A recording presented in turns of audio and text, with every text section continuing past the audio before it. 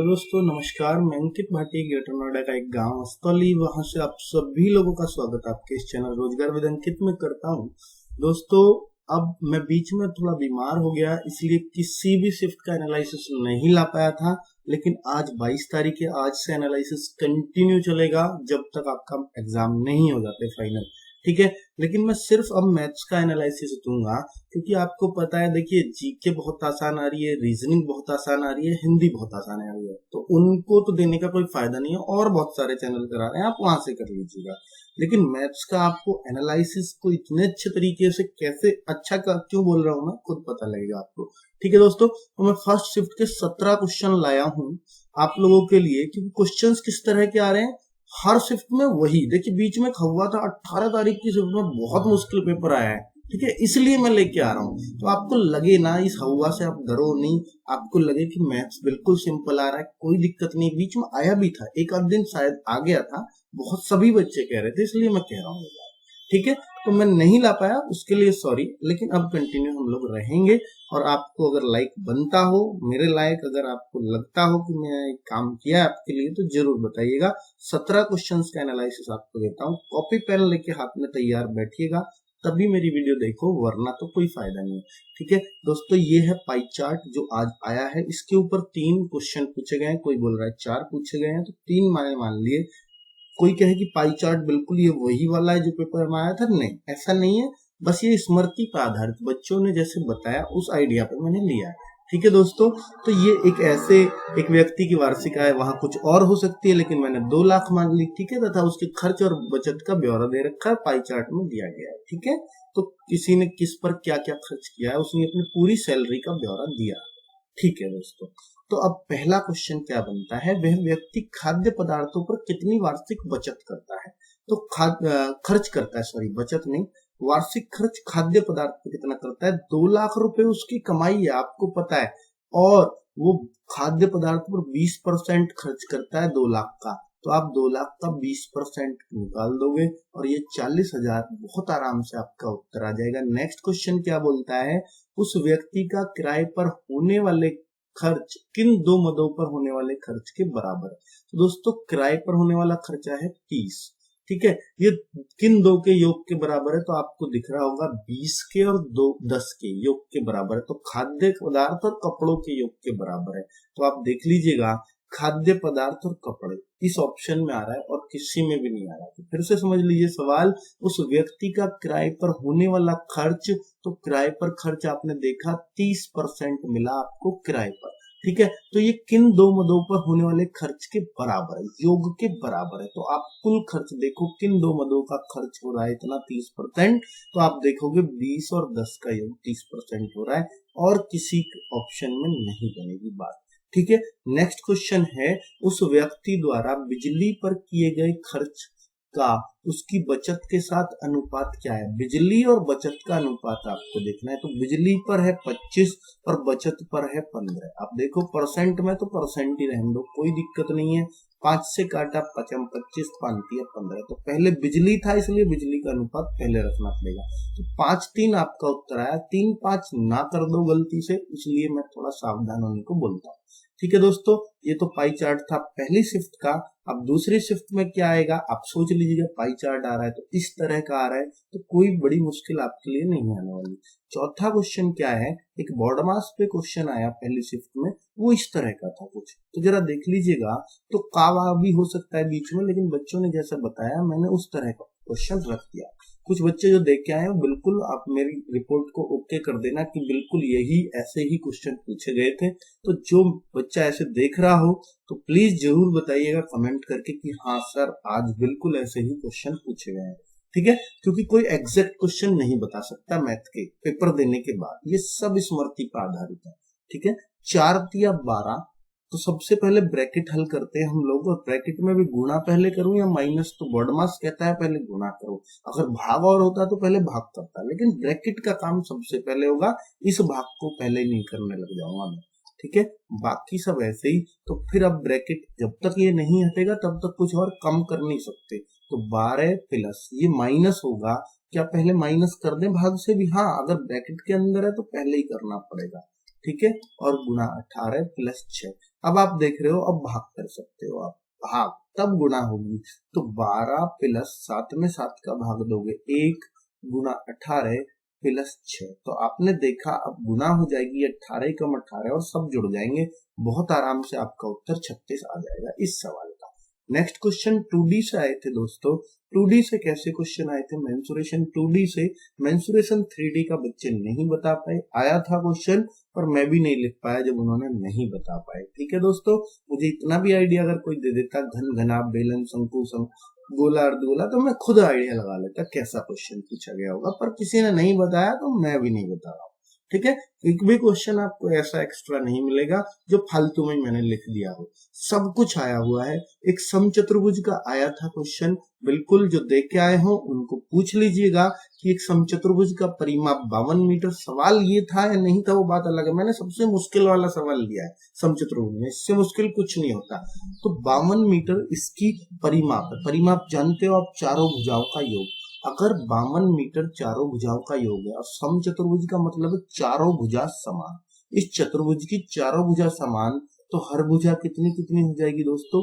13 13, इसको बोलते हैं समचतुर्भुज। आगे कभी भी समचतुर्भुज का सवाल कर लो तो फिर उसको ऐसे ही चित्र बनाना, समचतुर्भुज। ये देखिए, मैं अब इसके विकर्ण खींच देता हूँ, लेकिन विकर्ण की खास बात क्या होती है कि इसके विकर्ण 90 डिग्री पर कट करते हैं, किधर भी आप देख लो। ठीक है, और ये जो है ना, ये आधे आधे पे कट करता है दोनों तरफ, ऊपर भी आधा नीचे भी आधा विकर्ण। ठीक है, लग भी रहा है देखने से। तो अब आप देखो 13 13 तो इसकी सारी भुजा हो गई, लेकिन मैं इस समकोण त्रिभुज को लूंगा, सिर्फ मेरा काम इतने से चल जाएगा, ABC। चूंकि इसका क्षेत्रफल पूछा है तो पहले हम समचतुर्भुज का क्षेत्रफल का फॉर्मूला मैं आपको बता देता हूँ। समचतुर्भुज का क्षेत्रफल होता है 1/2 विकर्ण 1 इंटू विकर्ण 2, इसलिए मैंने विकर्ण खींच लिए पहले। तो दोनों विकर्णों की गुणा करनी पड़ेगी, ये वाला विकर्ण और ये वाला विकर्ण। ठीक है, और अगर आपको नाम भी डालने तो लो डाल दो, कोई दिक्कत नहीं है। तो ये ADFC या ACFD जैसे भी कुछ भी, कोई दिक्कत नहीं है। ठीक है, तो ये एक समचतुर्भुज है, इसका 52 परिमाप है, तो 13 भुजा होगी, सीधी सी बात है। और एक विकर्ण 24 मीटर लंबा है, आप सोचो ये वाला है 24। ठीक है, आपको जो मन करे उसको मान लो, अगर मैं इसको 24 मान लूं तो यहां से लेके यहां तक का 24 है, तो आधा कितना हो जाएगा? 12। अगर दोस्तों ये आधा 12 हो गया तो मैं इस ट्रायंगल को लूं, इस ट्रायंगल को, तो फिर आप मुझे बता सकते हो क्या इस ट्रायंगल में ये वाला कितना हो जाएगा? तो 13 का वर्ग माइनस 12 का वर्ग, समकोण त्रिभुज में ये काम तो आप जानते होंगे, और इनको घटाओगे तो 25 आ जाएगा, और 25 का मतलब यहाँ 5 आ जाएगा। बात आ गई समझ में? तो ये पूरा विकर्ण क्या होगा, क्योंकि ये तो आधा है, पूरा लाने के लिए 10 होगा, और इसका पूरा विकर्ण ये दे ही रखा 24। ठीक है, तो पहले विकर्ण की लंबाई 24, आप पहला इस 10 वाले को मान लो, कोई दिक्कत नहीं है, और दूसरा हो जाएगा ये 10। ठीक है, तो आपका उत्तर आ जाएगा 120 वर्ग मीटर। कितना आसान ये सवाल है, और सबसे मुश्किल ये समचतुर्भुज में। बाकी तो क्या होता है दोस्तों, एक विकर्ण दे देगा, क्षेत्रफल दे देगा, तो आप एक विकर्ण रखो, क्षेत्रफल रखो, विकर्ण दूसरा निकल जाएगा बड़े आराम से। ठीक है, तो इस तरह के बनता है, ये दोनों विकर्णों की लंबाई दे दी तो यहाँ रख दो, बस क्षेत्रफल आ जाएगा। तो ऐसे क्वेश्चंस बनाता है। नेक्स्ट है 5वां क्वेश्चन, एक समबाहु त्रिभुज की भुजा 2√3 सेंटीमीटर। ये बिल्कुल एग्जैक्ट क्वेश्चन है जो बच्चों को बिल्कुल याद आया, और यही है, ऑप्शन भी बिल्कुल मैंने वही दी है, तो आप कोशिश करिए कैसे उत्तर आप लगाएंगे इसका। इसकी भुजा दी है 2√3 और इसकी ऊंचाई आपसे पूछी है, तो मैं आपको बता दूं, समबाहु त्रिभुज के क्षेत्रफल के हम 2 फॉर्मूले पढ़ते हैं। एक फॉर्मूला भुजा के संबंध में, √3/4 गुना भुजा का स्क्वायर, समबाहु त्रिभुज का बता रहा हूँ क्षेत्रफल का। और एक और फॉर्मूला में समबाहु त्रिभुज के क्षेत्रफल की बात करूं तो मैंने बताया था, कल के मास्टर वीडियो में देख लो या क्षेत्रफल के पुराने वीडियो देख लो, जहां भी समबाहु त्रिभुज पढ़ाया है वहां पे ये दोनों फॉर्मूले जरूर बताए होंगे। तो दोस्तों, अगर आपको ये फॉर्मूले याद है तो कोई दिक्कत आपको नहीं है, नहीं भी याद होता तो आप इसमें ट्रायंगल बना के, मतलब समकोण त्रिभुज खींच के कर सकते थे, पर मैं आपको इस तरीके से बता रहा हूँ, आप भी ऐसे ही किया करो। इन दोनों फॉर्मूलों को बराबर रख लो, क्योंकि आपको भुजा दी है, ऊंचाई पूछी है। तो बस अब आप देखो कितना आसानी सवाल हो जाएगा। 2√3 का वर्ग कर दो, 2√3 गुणा 2√3, क्योंकि भुजा का स्क्वायर करता है, तो ये क्षेत्रफल आ गया, ये भी क्षेत्रफल है इसलिए बराबर रखा। तो h कर दो ऊंचाई को, h का वर्ग बटे √3, √3 को इधर ले जाओ, ठीक है, क्योंकि ये बटे वाली चीज इधर चली जाती है, आपको पता है, ठीक है। तो अब मैं गुना करूं √3 में √3 की तो 3 हो जाएगा, √3 में फिर √3 की करूंगा तो ये 3 हो जाएगा, तो इधर 9 आ जाएगा, 2 दूनी 4 से 4, खत्म हो गया ना। और ऊपर क्या बचा, 9 बराबर h² और h का मान √9, मतलब h बराबर 3 सेंटीमीटर। कितना आसान ये सवाल है, ठीक है। अगला क्वेश्चन मैं करता हूँ, हो सकता है आपको मुश्किल लग रहे हो, कोई दिक्कत नहीं, अगले और सवालों को देख लीजिएगा आप, तो आपको शायद आपका डर खत्म हो जाए। एक समांतर चतुर्भुज से भी था एक सवाल आज के पेपर में, तो आपको लग रहा होगा कि जी आज के पेपर में थोड़ा मुश्किल सवाल आए, ऐसा नहीं है दोस्तों। अगर ये आपने नहीं पढ़े इसलिए मुश्किल लग रहा है, नहीं तो कभी मुश्किल नहीं होता, ठीक है। एक समांतर चतुर्भुज की एक भुजा की लंबाई आपको 10 सेंटीमीटर दे रखी है। समांतर चतुर्भुज में इससे ज्यादा कुछ नहीं होता, मैं आपको सिखा रहा हूँ, आप सीख लो बस, ठीक है। समांतर चतुर्भुज ऐसे हम चित्र बनाते हैं, ये बन गया समांतर चतुर्भुज। इस समांतर चतुर्भुज की एक भुजा की लंबाई मैंने 10 मान ली, आयत समझ लो ना आप अपना इसको। तो इसकी अगर मुझे और क्या दिए, इसकी विपरीत भुजा, इसके विपरीत भुजा कौन सी होगी, ये, इससे लंबवत दूरी आपको दे रखी है, लंबवत दूरी है 8 सेंटीमीटर, ठीक है। अब आपको बेस दे रखा, समांतर चतुर्भुज के क्षेत्रफल का फॉर्मूला मैं आपको बता देता हूँ, आधार गुना ऊंचाई, आधार गुना ऊंचाई, वही तो हुआ जो आयत का है, लंबाई गुना चौड़ाई। यहाँ पे चौड़ाई जो होगी वो लंबवत होनी चाहिए, इसको चौड़ाई नहीं मानते, ये वाली चौड़ाई नहीं होती कभी भी, चौड़ाई होती है जो लंबवत दूरी होती है, ठीक है। तो जो इनके बीच की लंबवत दूरी हो वही तो कम से कम होगी, तो बहुत ज्यादा होगी, ठीक है। तो उसी को इसलिए फिर हम इसको लंबाई चौड़ाई ना कह के आधार और ऊंचाई बोलते हैं, ठीक है। तो आधार और ऊंचाई समकोण त्रिभुज होता तो उसको 1/2 लगा देते हैं, 1/2 आधार गुना ऊंचाई, उसके क्षेत्रफल बन जाता है, तो ठीक है। तो आधार क्या बना इसका, 10 सेंटीमीटर, ठीक है, बेस, और हाइट क्या बनी 8, तो आपका उत्तर 80 सेंटीमीटर। याद रहेगा भी ये फॉर्मूला, ठीक है, अब नहीं भूलना है। ब्याज से बहुत क्वेश्चन पूछे जा रहे हैं, बहुत बच्चों की शिकायत है जी ब्याज बहुत पूछ रहे हैं, तो ब्याज का हिसाब लगाना आना चाहिए ना, तुम पैसे कमाओगे बैंक में डालना है, तो ब्याज का हिसाब कैसे कैसे रखना है वो सिखा रहे हैं आपको, ठीक है। तो 5,000 रुपए की राशि पर 4 वर्ष में 10% की वार्षिक साधारण ब्याज की दर से क्या ब्याज बनेगा। कितना आसान है साधारण ब्याज का फॉर्मूला, और बिल्कुल ऐसा ही क्वेश्चन पूछा गया है, बच्चों ने बताया, मैं कुछ नहीं बोल रहा हूँ, मूलधन गुणा दर गुणा समय बटे 100, सब कुछ उनके कहने के अनुसार है। आप जो बच्चे देख रहे हो, जो एग्जाम दे के आए हो, जरूर बताएं मुझे कमेंट करके कि यही क्वेश्चन थे या नहीं थे। कोई यूट्यूबर ऐसे नहीं बोलेगा कि बताओ मुझे, क्योंकि बताया उनको कि वो फर्जी क्वेश्चंस बना रहे हैं, ठीक है।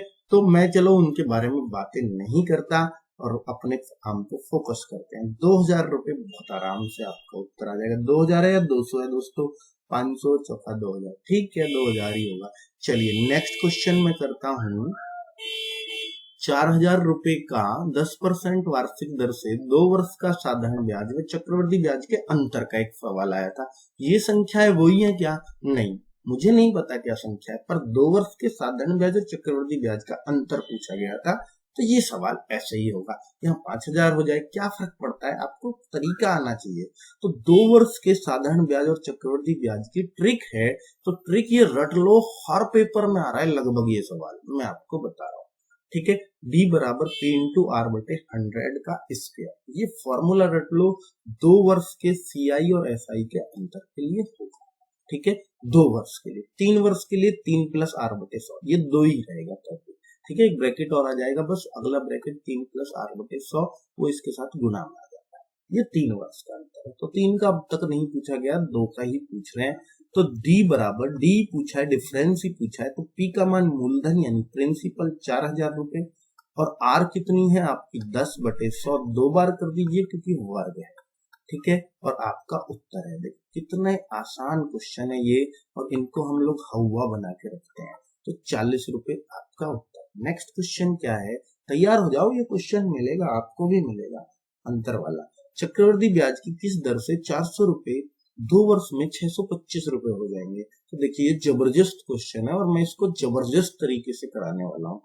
तो अगर दोस्तों यहाँ तक आप देख रहे हो तो पसंद तो आया ही होगा, तो अगर आपको पसंद आया तो पसंद का साइन मुझे तक पहुंचा दो, एक लाइक आपका बनता है, ठीक है, नहीं बनता तो कोई बात ही नहीं है। शेयर तो जरूर 5 लोगों को करना, मेरा हौसला बढ़ेगा और मैं जरूर और भी हो सकता है रीजनिंग का भी देने लग जाऊं आपको वीडियो, लेकिन वो तभी दूंगा जब मैं संतुष्ट होऊंगा आपके प्रदर्शन से। आप मेरे से संतुष्ट हो, आप दूसरों को कर दो प्लीज। चलिए, 400 रुपए को 625 रुपए कर दें। 400 रुपए की चीज 625 कर दी है, 400 रुपए के 625 बन गए हैं। ये कितने वर्ष में बने हैं? 2 वर्ष में। तो आपसे दर पूछी जा रही है। जब भी दर का सवाल आएगा, दर पूछेगा, तो आपको क्या करना है कि ये 2 वर्ष है, ठीक है, तो ये 2 वर्ष है, 2 वर्ष है तो वर्गमूल ले दो, 3 वर्ष है तो घनमूल ले दो। बस सीधी सी बात है। 1 वर्ष का कभी नहीं पूछता है, क्योंकि फिर तो बच्चे साधारण ब्याज लगाते ही कर लेते हैं। 1 वर्ष का तो वही करते हैं, ठीक है, क्योंकि फिर जितना बढ़े वो ब्याज, ये मूलधन, ये समय, दर का फॉर्मूला साधारण ब्याज से कर दो। 1 वर्ष में कभी नहीं पूछता, ठीक है। तो अब आप देखो, इसका वर्गमूल 20 और ये कितना 21, ये मूल होता है, ये मिश्र धन होगा, ठीक है। 400 रुपए के 625, तो मूल और मिश्र का दोनों का वर्गमूल ले देंगे 2 वर्ष में। 3 वर्ष में घनमूल, कई बार ऐसा होता है 3 गुना हो जाएगा, 3 वर्ष में 8 गुना हो जाएगा। तो 8 गुने की बात करूं 100 के 800, लेकिन यहाँ वर्ष कितने रहेंगे? 3 वर्ष। तो दोस्तों, अगर यहाँ पे इस तरीके से सवाल बोला जाए तो आपको क्या करना है, पहले इनको काटना है। देखो, ये तो आप कहो इनको भी तो काट सकते थे, काट लो, कोई दिक्कत नहीं है। आप पहले काट लो, काट के झिक लो, कोई दिक्कत नहीं, ठीक है। आप 4 से काटो 100 बार, या 5 से काटो कितनी बार, 5 से फिर इसको काटो, तब वर्गमूल ले दो, कोई अंतर नहीं आएगा। लेकिन आप काट के ही लो वर्गमूल तो ज्यादा बढ़िया है। देखो, 3 वर्ष से तो घनमूल लेता मैं, इसका घनमूल आ नहीं रहा तो पहले काट लो, सिंपल कर लो इसको, अब घनमूल निकल जाएगा। तो 1 का घनमूल 1 और 8 का 2। ये कब बता रहा हूं सवाल? जब बोले 8 गुना हो जाएगा धन 3 वर्ष में। तो 100 अपने पास से, 800 अपने पास से, मूल इसको, मिश्रधन इसको मान के हम लोग कर देते हैं, ठीक है। नेक्स्ट क्वेश्चन क्या है दोस्तों? अब आप देखिए, अब मैं इस क्वेश्चन पे आ रहा हूं अपने पे। 20 रुपए के 21 रुपए हो गए, तो 20 के जब 21 हो गए तो आपको पूछे लाभ, वो सॉरी, आपको पूछे दर। तो दर आपकी ऐसे निकलेगी जैसे लाभ निकालते हैं हम। 20 रुपए के 21 हो गए तो लाभ कितने का? 1 का, बटे क्रय मूल्य कितना? 20 और गुणा 100। आपका उत्तर है 20 पंजे 100, 5% आपकी दर होगी, ठीक है दोस्तों। तो ये सॉरी मैं 21 क्यों कर गया, मैं इसको 25 करना मुझे चाहिए। 25 में गलत, मैं 21 गलत कर गया हूँ। 441 होता तो 21 करते, लेकिन अब ये मुझे 25 करना पड़ेगा। तो यहाँ पे 5 मुझे लेना है, 5 से 4 बार और 4 से 25 बार कटेगा और आपका आंसर 25 आ जाएगा। बात क्लियर हुई कि नहीं हुई? तो 25 आएगा, 5 ना करके, ठीक है। नेक्स्ट क्वेश्चन है 10वां। ए किसी कार्य को 10 दिन में तथा बी किसी कार्य को 2/5 भाग 6 दिन में कर सकता है, तो दोनों मिलकर पूरा कार्य कितने दिन में करेंगे, ठीक है। तो इसको करने के लिए मुझे क्या करना है? ए 10 दिन में पूरा काम, बी पूरे काम के दिन पता होना जरूरी है, तभी आप ऐसे रखते हो। तो पूरा काम नहीं पता है ना, ये भाग पता है। इस दिन में इस भाग की गुना कर दो उल्टा करके, बस इतना कर दिया करो, पूरे काम के दिन आ जाएंगे। 2/5 भाग 6 दिन में, तो पूरा काम के लाने के लिए, जैसे ये पूरा काम के, तो यहाँ भी पूरा काम के बनाओ, इसको ऐसे बनाते हैं, ठीक है। जितने भी दिन दे रखे हैं और जो भाग है ना, भाग को उल्टा करके गुना कर दो। क्यों करते हैं ऐसा? अब आपसे कोई पूछे आधा काम कोई 5 दिन में कर रहे हो, तुम खुद ही सोचो, तो पूरा काम क्या दिन में करोगे? तो आप कहोगे आधा जब 5 दिन में कर रहा हूँ। सोच के देखो, आधा जब 5 दिन में कर रहे हो तो पूरा क्या दिन में करोगे? 10 दिन में। कोई भी बता देगा, मूर्ख से मूर्ख भी। लेकिन कैसे आया 10? वही तो मैं समझा रहा हूँ, 5 गुना 2/5। तो ये चीज यहाँ पे फॉलो होती है, ठीक है। तो 15 दिन में बी से कर देगा, तो बी के 15 मैंने यहाँ लिख दिए। दोनों मिलकर कितने दिन में करते हैं? तो मैंने आपको सिखा रखा है कि यहाँ एलसीएम ले देते हैं दोनों का 30, और ये होता है पूरा काम, ठीक है। तो एक दिन में कितना करते हैं ये लोग? जो 10 दिन में 30 खंबे लगा रहा है, यानी पूरा काम कर रहा है, पूरा काम है 30 खंबे, 10 दिन में 30 लग रहे हैं, तो एक दिन में 3 लगा रहा होगा। ये 15 दिन में पूरा काम कर पा रहा है, तो एक दिन में 2 लगा रहा होगा। तो फिर ये बोल रहा है दोनों अगर मिल जाए मतलब रोज 5 खंबे लगने लगे, तो 30 को क्या दिन में लगा देंगे? तो पूरा काम यानी 30 काम को ये 5 रोज कर रहे हैं, तो क्या दिन में कर देंगे?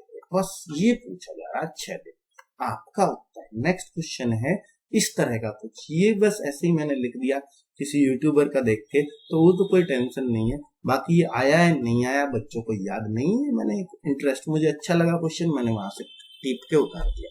तो 1/2 की पावर -2, 1/3 की पावर -2, 1/4 की पावर -2।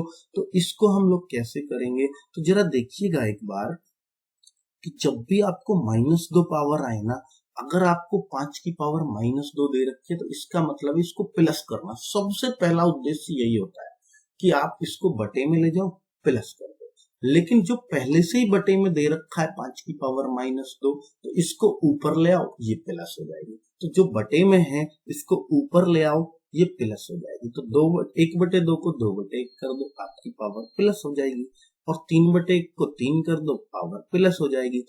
1/4 को 4/1 कर दो, पावर प्लस हो जाएगी। बटे 1 क्यों नहीं कर रहा हूं, 1 का कोई अर्थ ही नहीं है। और उत्तर आ गया आपका 4 गुना 9 गुना कितना, आपका ये 4 चौक 16, 16 निम्न 144 चौका 576, आपका उत्तर है 144 चौका 576। ठीक है ना, क्लियर है आपको सवाल।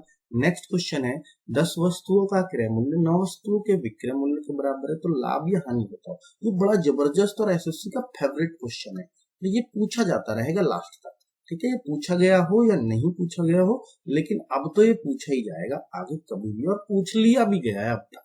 ठीक है, जो बच्चों को बताया है बच्चों ने, और आज भी पूछा गया। तो देखिएगा 10 वस्तु का क्रय मूल्य, तो यहाँ पे सिर्फ इसमें बराबर का निशान लगा दिया करो और कुछ मत करो, और सवाल को इतना पढ़ लिया करो। मैं दोबारा क्यों लिख रहा हूँ, जरूरत नहीं है।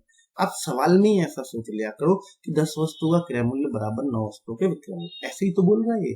हमने इसको मैथमेटिकल रूप देने के लिए बराबर का निशान यहीं लगा दिया। तो जो क्रय मूल्य है ना, जो क्रय के सामने है यानी बराबर के इधर है, वो क्रय मूल्य होगा, और विक्रय मूल्य जो विक्रय के सामने। अब आपको खुद देखना है इस पे लाभ है या हानि है। तो मैं आपको बता देता हूँ कि जब खरीदेगा कोई चीज, आप खुद सोचो, आप खरीद के 9 में ला रहे हो और बेच के 10 में आ रहे हो, तो लाभ ही ले रहे हो, तो लाभ ही हो गया। हानि का ऑप्शन तो देखते ही काट दोगे इसमें। भाई क्रय ये रखना है, क्रय 10 रख लेते हैं बहुत बच्चे, और विक्रय 9 रख लेते हैं, क्योंकि विक्रय के साथ 9 आ रहा। ये रुपया नहीं है, ये वस्तु है। तो रुपया कैसे बनाएंगे, अपोजिट करके, क्रय मूल्य के सामने का क्रय। ठीक है, तो लाभ हो गया 9 रुपए खरीद, 10 का बेचा, 1 का लाभ, बटे क्रय मूल्य ही नीचे आता है गुना 100। बहुत बच्चे गलती क्या करते हैं, 1 कर देंगे और बटे इसको 10 ले लेंगे, क्योंकि कटेगा बहुत अच्छा 10 से 10% उत्तर लगा के फटाफट भाग जाएंगे। ठीक है, लेकिन उत्तर तो ये आ रहा है 100/9, और 100/9 लाभ आ रहा है, भाग दोगे तो 11 सही 1/9। और देखने में ऐसे लगे ये भी वही संख्या, और इसे भी लगा दें। इतना सही करने के बाद भी थोड़ा ध्यान से, है ना, पेपर को थोड़ा ध्यान से करना। चलिए अगला सवाल है ये 13वां, कुछ व्यक्ति मिलकर किसी कार्य को 60 दिन में कर सकते हैं। यदि 8 व्यक्ति और होते तो 10 दिन कम लगते। आरंभ में कितने व्यक्ति थे। दोस्तों अगर इसको आप x से करते हो तो x से कर लो, अगर इसको x से नहीं करते तो ऑप्शन से कर लो। तो मैं दोनों तरीके बता देता हूँ। पहले x वाला, कुछ व्यक्ति, तो मैंने माना x व्यक्ति काम को 60 दिन में, तो 8 व्यक्ति अगर इसको करें, 8 व्यक्ति और होते तो x प्लस 8 व्यक्ति और होते तो x प्लस 8 होते, तो 10 दिन कम लगते, यानी 60 ना लगते, फिर 50 दिन लगते। तो ऊपर की गुना बराबर नीचे की गुना रख देते हैं इस सवालों में, जहां भी x हो। अगर x ना होता तो एक तरफ प्रश्नवाचक होता और काट दो ऊपर नीचे, ये मैंने सिखा रखा है आपको। लेकिन अब ऐसी स्थिति में ऊपर की गुना बराबर नीचे की गुना, तो x प्लस 8। ठीक है, ये बराबर आएगी। तो अब जरा इनको चेक कर लीजिए, उत्तर निकाल लीजिए। 50x प्लस 400, ठीक है, 50 की दोनों में गुना, ये इधर आया 10x बराबर 400 और x बराबर 40। x वाले जानते हैं 40 कैसे है।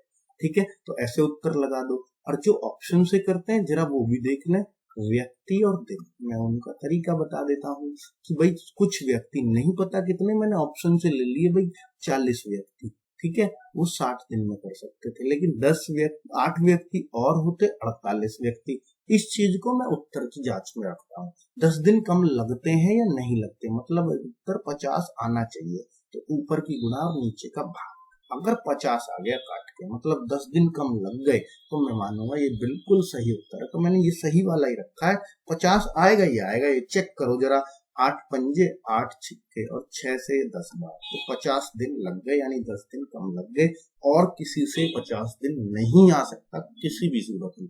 ठीक है दोस्तों, अगले क्वेश्चन पे चलते हैं। बिल्कुल एसएससी जीडी में आए हुए क्वेश्चन है मेरे दोस्तों। आपको मजा तो आ ही रहा होगा। बहुत बच्चे अब भी डिसलाइक करके भागेंगे, मुझे पता है वो कौन से हैं डिसलाइक करने वाले, पता है कौन से हैं, जिनका पेपर हो गया सर आप ये पहले ले आते तो हमारा नंबर आ जाता, अब मुझे डिमोटिवेट करेंगे एक उल्टा अंगूठा दिखा के। क्या इतनी छोटी चीज हूं मैं जो इतनी बात से डिमोटिवेट हो जाऊंगा? ठीक है, कितने ही अंगूठा दिखा लो तुम उल्टे करके, ठीक है, पर यही है कि भाई हाँ, बच्चों से आप लोगों से लगाव है, उल्टे करो अंगूठे सीधे करो, क्या फर्क पड़ता है, प्यार तो सबके साथ उतना ही है मेरा। ठीक है दोस्तों, चलिए तो हो गई थोड़ी बहुत मजाक करने की आदत है अपने बीच में, फिर पढ़ाई पाते।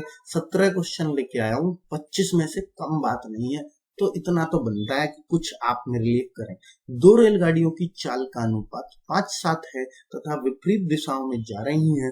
पहली रेलगाड़ी एक खंबे को 3 सेकंड में तथा दूसरी रेलगाड़ी इसी खंबे को 5 सेकंड में पार कर जाती है। ये दोनों रेलगाड़ी एक दूसरे को कितने समय में पार करेंगे? जरा देखो, इतना आसान ही क्वेश्चन, आपको लग रहा है कैसे आसान है जी? अरे चाल को ना, पहली रेलगाड़ी की चाल, पहली की चाल आप 5 ही मान लो, ठीक है, पहली की चाल 5 मान लो, दूसरी की चाल आप 7 मान लो, दूसरी की ये भी चाल है, ठीक है, ये 7 है। पहली रेलगाड़ी एक खंबे को 3 सेकंड में पार करती है, तो ये 3 सेकंड में, ठीक है, दूसरी रेलगाड़ी इस खंबे को 5 सेकंड में पार करती है, वही खंबा पार नहीं होने वाला दोनों से, बताओ है? तो ये चाल है, ये समय है, तो दूरी क्या है कि ये जो रेल है ना, ये जो रेल है इस खंबे को पार कर रही है 3 सेकंड में, ठीक है, और 5 किसकी चाल है, तो मैं दूरी जो ये तय करेगी इसको पार करने, वो इसकी लंबाई होगी। तो मैं देखता हूँ पहली वाली रेलगाड़ी की लंबाई, यानी L1 लाने के लिए मुझे कुल दूरी बटे कुल दूरी बराबर चाल गुना समय करना पड़ेगा, अर्थात 5 गुना 3 करना पड़ेगा, तो 15 मीटर। 15 मीटर मान लो, दूरी मीटर में ले लो, आपको किलोमीटर में लेंगे या दूरी कोई मीटर, लंबाई कोई किलोमीटर में ली जा, तुम खुद सोच ले करो, इतनी बात तो है ना। तो ये एक रेलगाड़ी है, दूसरी रेलगाड़ी है, इसकी ये 5 सेकंड में पार कर रही है, लेकिन इसकी चाल 7 की है, तो अब इसकी L2 यानी लंबाई इस रेलगाड़ी की, तो दूसरी लंबाई दूसरी रेल है, तो इसकी दूरी बराबर चाल गुना समय, इसकी 7 इसकी 5, 7 गुना 5 यानी ये 35 मीटर लंबी ये रेलगाड़ी है, 15 मीटर लंबी ये रेलगाड़ी है। तो दोनों को अगर एक दूसरे से पार करवाएं, ये इधर को और ये इधर को आने लगे, तो कितनी दूरी तय करनी पड़ेगी? तो ये टोटल इन दोनों की, इसकी प्लस इसकी लंबाई। तो अब हमें अगर समय निकालना हो, समय बराबर दूरी बटे चाल, कौन सा समय निकालना है? जब दोनों एक दूसरे को पार करें, तो एक दूसरे की लंबाई जोड़ दो, 15 + 35, और चाल कितनी है? जब एक दूसरे के विपरीत में है तो चाल भी जुड़ेंगी, सीधी सी बात है, एक की 5 थी एक की 7 थी, तो अब आपने देखा 50/12 आया। और अगर मैं 12 को काटूं, 12 से 50 को काटूं, तो ये 2 से काट लो, 25/6, और 4 सही 1/6 सेकंड। बहुत जबरदस्त तरीके से उत्तर आ रहा है।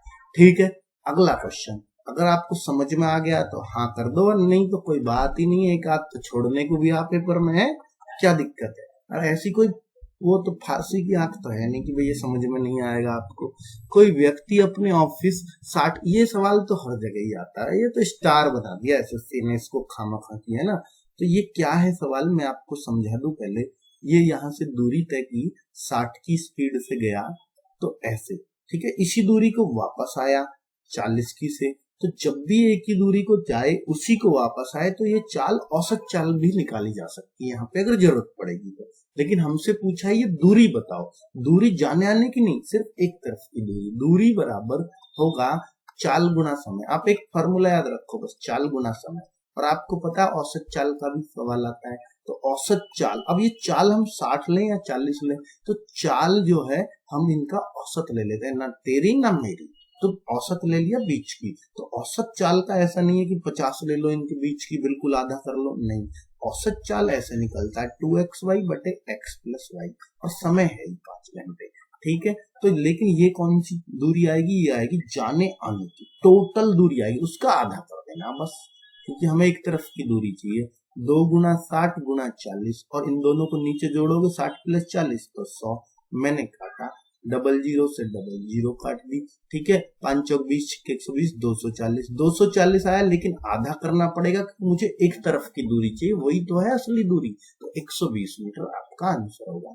नेक्स्ट क्वेश्चन क्या है, 16वां, ए नल, तो नल का अगला है धारा नाव का। तो ऐसे क्वेश्चन भी आ रहे हैं, बिल्कुल आपको देखना है कहाँ से पढ़े जी, हमें पूरा चैप्टर पढ़ना है। तो धारा नाव का मैंने दो वीडियो बनाए, पहला वीडियो देख लो, आपका क्वेश्चन नहीं छूटेगा।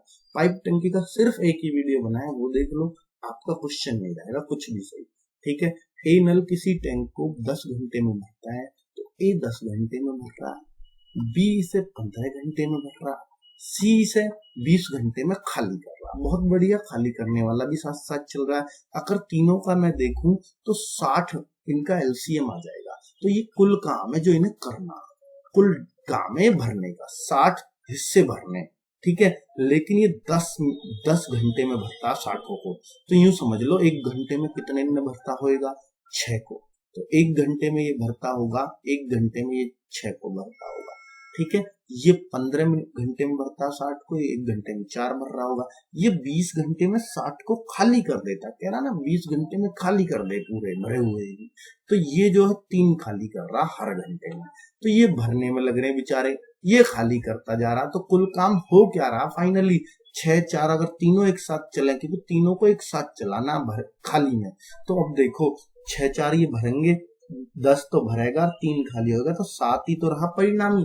तो कुल 7 भरेंगे, 7 भरेंगे कितना, 1 घंटे में काम इतना होएगा। और हमें करने 60 डिब्बे, तो 7 1 घंटे में भर रहे हैं, 60 के घंटे में भर जाएंगे, 7 का भाग दे दो। तो आप ऐसे करते हो बस। तो अब इसका भाग दिया, 7 8 56, 8 सही 4/7 घंटे। कितना आसान सवाल है। Next question. मैं ये नहीं कह रहा सवाल में बिल्कुल यही घंटे आए थे, पर सवाल बिल्कुल एग्जैक्ट ऐसा ही आया था। वो बता दें बच्चे कमेंट करके कि आया था या नहीं आया था, ठीक है। मैं उनसे इसलिए बार बार पूछ रहा हूँ ताकि किसी को लगे ना कि मैं धोखा दे रहा हूँ आपको, ठीक है। आपको एग्जैक्ट वही सवाल करवाने की कोशिश कर रहा हूँ जिस पैटर्न पे पूछे गए हैं। संख्या मेरी वो नहीं है, मैं खुद बोल रहा हूँ, ठीक है। एक नाव धारा की दिशा में 15 किलोमीटर की दूरी को 3 घंटे में तथा यहाँ से वापस 5 घंटे में उसी दूरी को तय कर पाती है, धारा की चाल क्या होगी। तो दोस्तों मैं आपको बताऊं, कोई नाव, ये धारा भी इधर को बह रही है, आप खुद सोचो, धारा इधर को बह रही है तो नाव तेज चलेगी, क्योंकि नाव भी इधर को ही चल रही है। तो जब ये दूरी को तय करती है, 15 किलोमीटर की दूरी को है, जब धारा इधर को है, नाव भी इधर को है, तो 3 घंटे में तय कर लेती है। तो धारा की दिशा में नाव की चाल, धारा की दिशा में चाल, धारा की दिशा में नाव की चाल, मुझे चाल देखनी है, नाव की चाल। दूरी देखिए, दूरी चाल बराबर दूरी बटे समय, 3 घंटे, तो 5 किलोमीटर प्रति घंटा।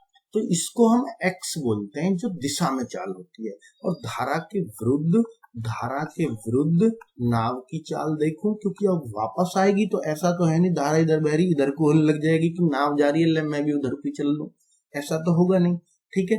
तो भाई धारा विरुद्ध, नाव इधर को वापस आएगी तो धारा तो उधर को ही बह रही है, नाव इधर को आएगी तो फिर तो चाल कम होनी है। तो नाव की चाल, इसको हम धारा के विरुद्ध जो होती है इसको y बोलते हैं, ठीक है। तो ये 15 ही दूरी वापस आने में चलनी है उसको, लेकिन अब लग रहे हैं 5 घंटे वापस आने में। तो आप देख रहे हो, तो 3 किलोमीटर प्रति घंटा की चाल। तो x का मान 5 है, y का 3 है। अगर आपको धारा का चाहिए तो इनको घटा के आधा करते हैं, और अगर आपको चाहिए नाव की चाल शांत जल में पूछता तो इनको जोड़ के आधा करते हैं। बस यही फॉर्मूले हैं दो पूरे धारा नाव चैप्टर में, इसके अलावा कुछ नहीं है। अगर ये नाव की चाल पूछे तो इन दोनों को जोड़ के आधा, और धारा की पूछे तो इनको घटा के आधा। उम्मीद करता हूँ ये स्टोरी, ये चैप्टर कुछ भी लगा हो लेकिन जबरदस्त लगा होगा, और आपको कभी टेंशन अब नहीं होने वाली है, क्योंकि मैं आपके साथ हूँ, लगातार बताता रहूंगा कि इस तरह के सवाल आ रहे हैं। 7-8 सवाल बच्चे नहीं बता पाए, आप समझ लो इसी लेवल के होंगे जब ये सवाल आपने देख लिए तो, ठीक है। ओके दोस्तों, बाय बाय, मिलते हैं फिर अगले एनालिसिस के साथ। जैसे ही वीडियो का मुझे पता चलेगा, जैसे ही मैं बना पाऊंगा, आपके सामने हाजिर हो जाऊंगा लेकर। ओके दोस्तों, बाय बाय। लेकिन आप लोगों को जोड़िए, मेरा आपसे ये निवेदन है, ठीक है।